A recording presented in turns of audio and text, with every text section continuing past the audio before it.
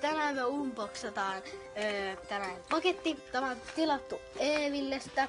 Tää on tämän ihan tavallinen paketti, mutta mennäänpäs avaamaan. Okei.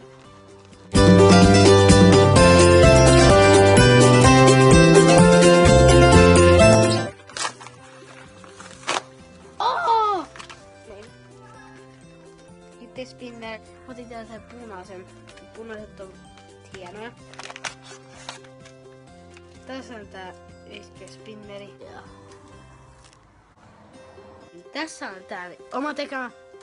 Sitten tässä on tää, mikä tilattiin. Nää on melkein saman kokoisia, mutta pieni ero. Sitten kun katsoitte, toivottavasti tilata, niin moi moi! Moi!